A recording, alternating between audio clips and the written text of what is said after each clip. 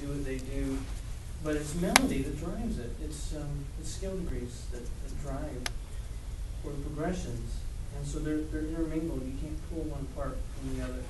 They work together in complex relationships. Okay, so now we can turn to that example with me today. I'm pulling out some of my favorites here. So here's a song by Beethoven. And to get to know it a little bit, why don't you sing it with me? Here's G major, and we'll sing about how if you want to do words, you can. If you want to sing law, movable law is okay. That bass. Okay, here we go. 1, 2.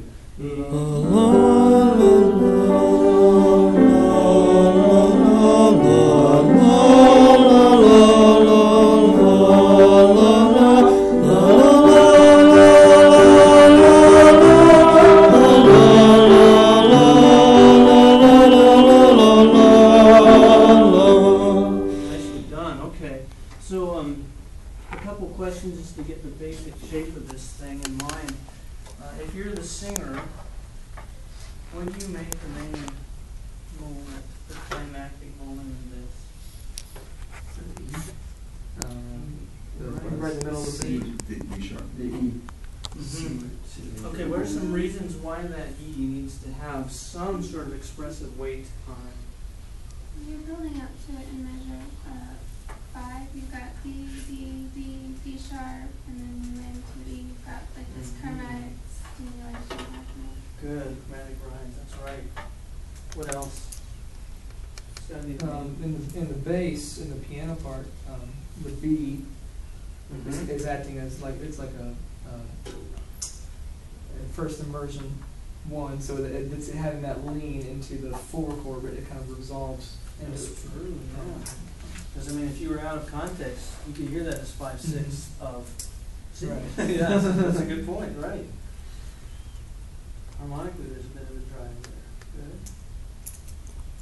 Anything else bring that, another factor that might bring that E into prominence and therefore requires some sort of expressive weight? It's a longer note value. Yeah, that makes it feel kind of like an arrival. It's on a downbeat, it's long, so it's a place where you've arrived, you've gained that ground, and you can come back from it a little bit. Other things? D highest. There is no higher note in this whole phrase. So yeah, pitch height, chromatic rise. There's a harmonic impetus under there too. Downbeat, right? Yeah, downbeat, length of note, all good points. But if you're the pianist, as I was being for you there, it's a little different, isn't it? I mean,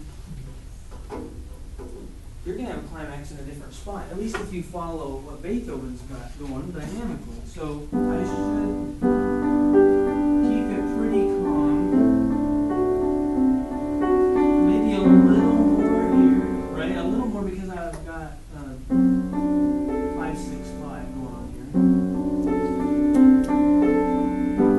There we're back on time. Again, now here we're going to start changing a lot of stuff. What changes right here? The arpeggio pattern change. Good. You said doubling? Doubling goes away in the left hand? Is that what you mean? I mean, two notes versus one note. Gotcha. Texture. What are notes? What's that? What are notes? And the bass is moving faster. Very good. Yeah. That's true. Aaron, you said? I also said that they moved to first inversion. So. Yeah, that's it. Adding intensity there too. Good. Okay, so the texture changes, a lot changes right here. And of course, the dynamic level is starting to grow, and that's probably the main thing. So let me pick it up right here. There we are. And then we can come back from that. Okay, so what makes those hairpins that Beethoven wrote, the dynamics, appropriate for the music?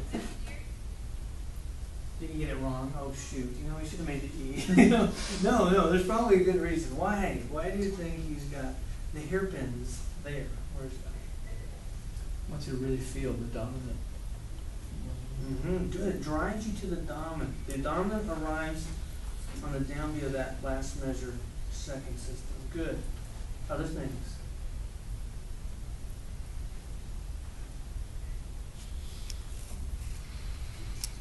It feels like a release of tension there. We've been building, and you've got this glorious melodic hold, and then it releases at that moment. Mm-hmm. There's a relaxation. Mm-hmm. That's right. Good. Okay, what makes it intense as we get close? We got this.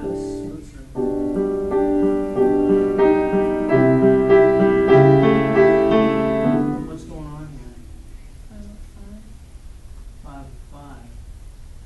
Any dissonance in it?